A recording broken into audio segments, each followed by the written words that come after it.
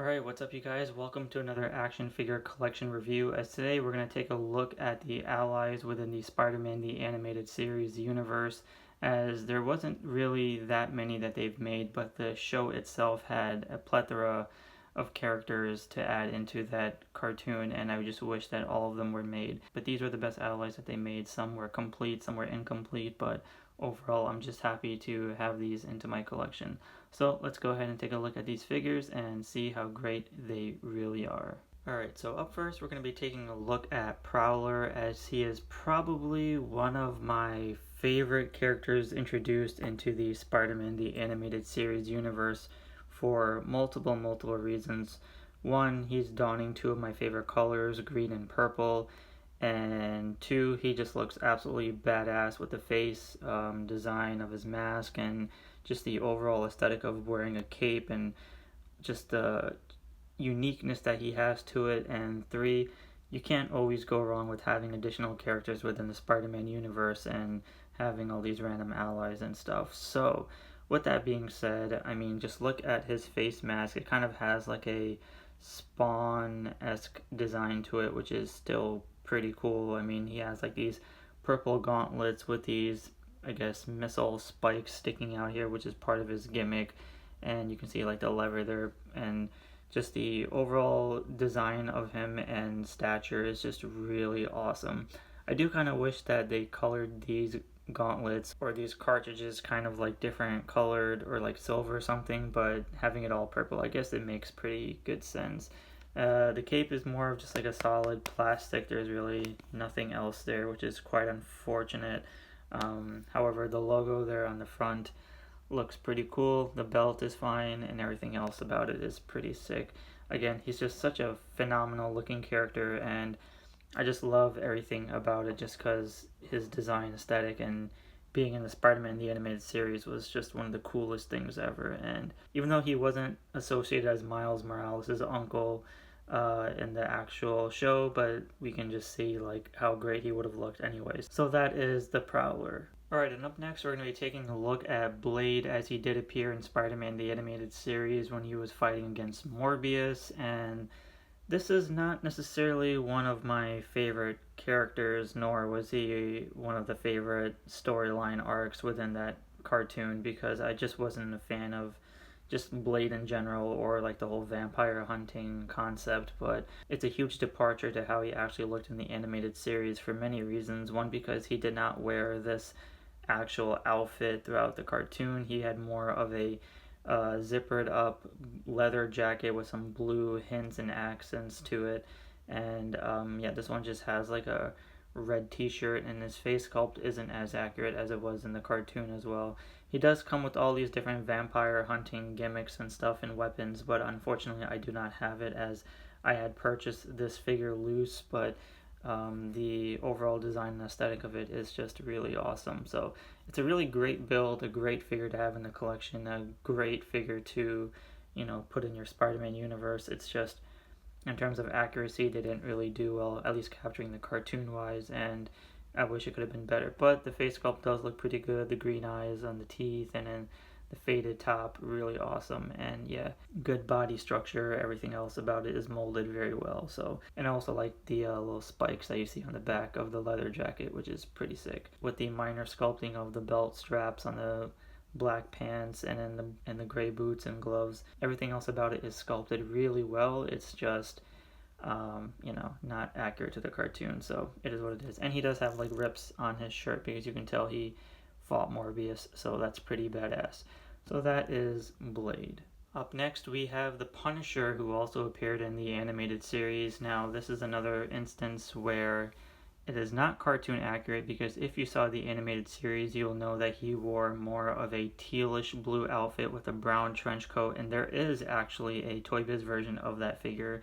It's just kind of harder and rarer to come by, as this is more of the classic Punisher with the black outfit and the white skull, and then you got the pouches and cartridges in the front, and then you got the headset, and then the bandolier with the grenades. Now I know it's strapped on wrong, but that's because it's very hard for me to peg in the actual piece into the back of the figure. You can see there's a hole there that connects to this piece as well, so It's a bit hard to do, so I don't want to snap off the plastic. But the browns on the pouches came out pretty well. He does have some holsters there on the side with some straps. He comes with his gun, which does come with a missile, which I unfortunately have lost somewhere in the abyss of bins of accessories. But he does have a knife that goes into the sheath on the side of his white boot, which is pretty cool. And yeah, it's a really nice design figure. He also comes with a headset, which can be loose and it comes off and falls off pretty easily, so I try not to touch the head as much as possible. But the facial expression looks really nice. He's kind of got like a 5 o'clock shadow with some eyeliner there, and the hair is sculpted pretty nice, and everything about it is fairly well detailed. The skull is awesome. The only thing that would have made this figure look just even better would have been a black leather jacket or like a trench coat kind of thing. Would have been sick, but he feels a bit incomplete, but it's still a great looking figure, and happy to at least have him added into the collection. So that is the Punisher. Alright, and up next we're going to do a 2-in-1 scenario, as we have the Agents of S.H.I.E.L.D., as we have Nick Fury and Silver Sable. Pretty cool looking characters within the animated series as well. Now, looking at Nick Fury first, overall the figure is pretty awesome. He's got the eye patch, he's got the faded hair with the whites into the browns, he's got the N Fury logo there on his torso, some holsters with some guns and some pouches and ammo and the bandolier, and everything else is white, the shield logo. Nice muscle definition as well, some more logos there on the side. He comes with a black gun with some red hints and accents to the gloves, some more pouches and straps on the legs, and everything else about it is pretty sick. He does have a hole there, and I don't know if that was intentional. Maybe there's some other accessories, but regardless, it's still a really cool looking figure, and yeah, I just love it. And he plays a pretty cool cameo in the animated series, so I'm glad that they at least added that figure into, Spider-Man Toybiz line. So again, you got more of like a 5 o'clock shadow, the grinning teeth, very, very badass. So that is Nick Fury. Silver Sable looks really awesome. Now she does have that whole chromed out features with the Toybiz line, as a lot of these were kind of stepping up their game in the later years, but overall the aesthetic is really awesome. She has nice blue eyes, the wavy white hair, and the overall aesthetic of it is just so damn beautiful. She has a gun in the holster, some straps, and then a knife in the sheath, bulky side boots and everything. So again, the real highlight here is just the chrome silver that they use to make the figure pop. Is just absolutely beautiful and awesome, and I absolutely love it. She's a great addition into the Spider-Man universe, and definitely cannot go wrong with having this kind of figure into your collection. So pretty badass. Love all the strands and the sculpts and everything about it, and she definitely plays a good pivotal role within the animated series cartoon. So pretty good nonetheless, and not much else to say, but it's a great figure to add into the collection. So that is Silver Sable. Alright, and next we have Black Cat, and she sucks at standing, so it's one of those figures I just cannot stand on her own, but this is a very nice sculpted figure. It's probably one of the best sculpts that they used for any female character. Now, the only downfall for this figure is the fact that she has barely any articulation. No knees, no elbows, everything's just a thigh swivel and neck and just the shoulders. But again, the lack of articulation for this figure just made it not great, but if it had the articulation, it would have been fantastic.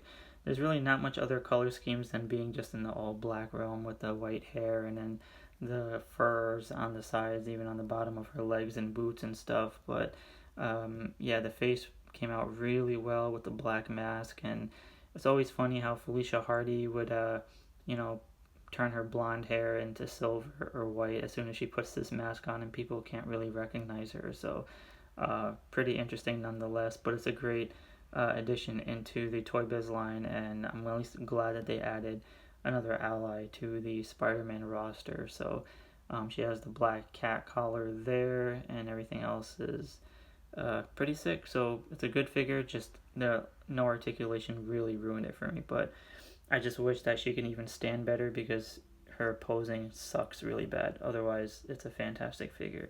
So that is Black Cat. Next, we have Daredevil, who also appeared in the animated series, and this figure I kind of like and don't like at the same time. Now, in the animated series, he had such a darker red with black cell shading, which really looked amazing in that cartoon. This one is like a solid, vibrant red, which is fine, but I feel like they kind of skimped out on this figure. The head sculpt is pretty good. I do like the head sculpt. The D's on the logos decoed out pretty well, and then the black lining on the body is also done fairly well. It's just, and it has a lot of posability, so that's a bonus to this figure. It's just, I'm not necessarily a fan of this kind of red. I wish it was more like animated series style, kind of like how Carnage was with like the black shading inside the red. That would have made the figure pop a lot more, but otherwise it's really cool to see that they added Daredevil within the animated series as well, and he comes with all these other weird ass accessories and gimmicks to this figure, which I do have, but it's unnecessary to go over. But the overall figure itself is really badass. Love the musculature, love the bold, everything else about it is pretty sick, but yeah, just needed a lot more oomph to the figure. Not really a fan of this kind of crotch piece that they use for it, even though it has like articulation at the actual thighs, but yeah, it's a little innovative for its time. So that is Daredevil. And last but not least, we have J. Jonah Jameson himself screaming, "Parker," getting pissed off. This figure looks freaking fantastic. I love it. J. Jonah Jameson is a pivotal character to the Spider-Man universe. Most of the time just hates his guts, but I love the facial expression, I love the eyes, I love the hair, the sides of the top being darker gray and then the sides being white. We have the red tie with the blue vest, the semi-olivish green shirt underneath.